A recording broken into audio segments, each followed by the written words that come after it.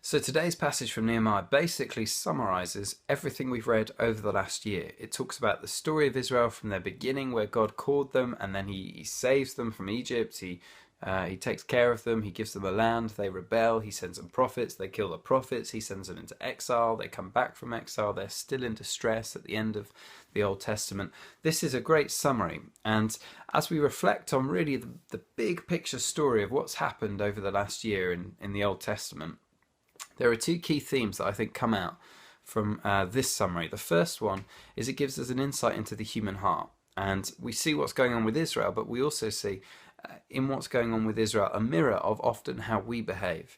So Israel, despite the fact that God gives them bread from heaven and water from a rock, they still turn away. Despite the fact He gives them a land that they can enjoy, they still turn away.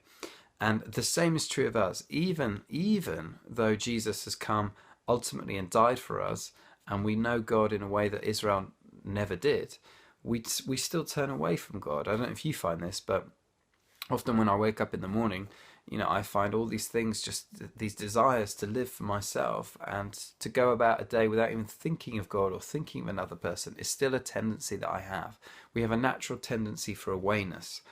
And one of the things that C.S. Lewis says that we need to do as a result of that is every morning when we wake up and all this noise and these desires and this selfish ambition comes rushing at us at the start of the day, we need to push that stuff back, and we need to allow the still, small voice, the quiet voice of God to speak into our hearts and to direct us both towards Him and towards living for others.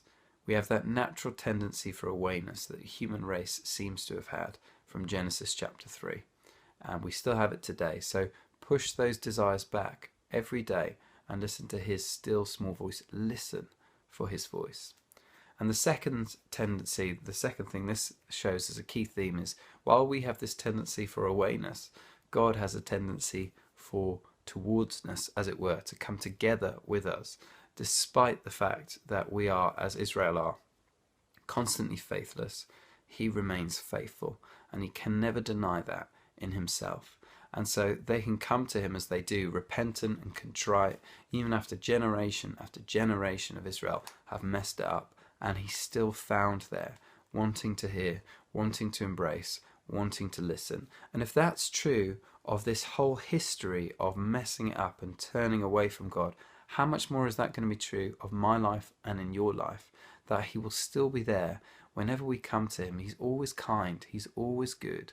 He hates injustice and He hates sin, but He loves sinful people, and He will always turn towards us whenever we draw near.